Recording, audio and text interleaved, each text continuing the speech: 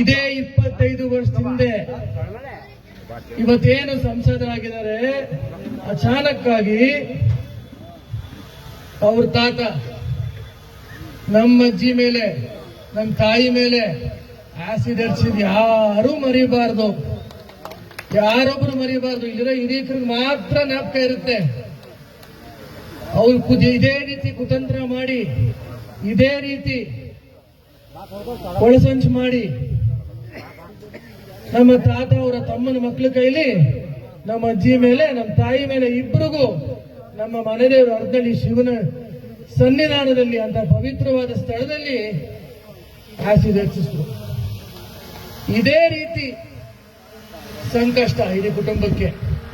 ಅವತ್ತು ಕೂಡ ಇದೇ ಕಾಂಗ್ರೆಸ್ ಸರ್ಕಾರ, ಇದೇ ಕಾಂಗ್ರೆಸ್ ಸರ್ಕಾರ ಒಂದೇ ಒಂದು ಉದ್ದೇಶ, ಇವತ್ತು 135 ಸೀಟು, ಅವತ್ತು ಕೂಡ 130 ಸೀಟು. ದೇವೇಗೌಡರ ಕುಟುಂಬ ಮುಗಿಸ್ಬೇಕು, ರೇವಣ್ಣವ್ರ ಕುಟುಂಬ ಮುಗಿಸ್ಬೇಕು, ದೇವೇಗೌಡರ ಕುಟುಂಬನ ಮುಗಿಸ್ಬೇಕು. ಆದ್ರೆ ಏನಾಯ್ತು ಸ್ವಾಮಿ, ಇದೇ 25 ವರ್ಷದಿಂದ ಇದೇ ತರ ಸಂಕಷ್ಟ ತಂದ್ರೆ ನಮ್ಮ ಕುಟುಂಬಕ್ಕೆ ಏನಾಯ್ತು ಸ್ವಾಮಿ. ಸುಮಾರು ಜನ ಹಿರಿಕರಿದ್ರೆ ನೀವೆಲ್ಲ ಆ ಅನುಭವನ ಯಾರು ಮಡಿಬೇಡಿ. ಇದು ಅದೇ ಒಂದು ರೀತಿಯ ಅನುಭವ ಅಂತ ಹೇಳಕ್ ಬಯಸ್ತೀನಿ.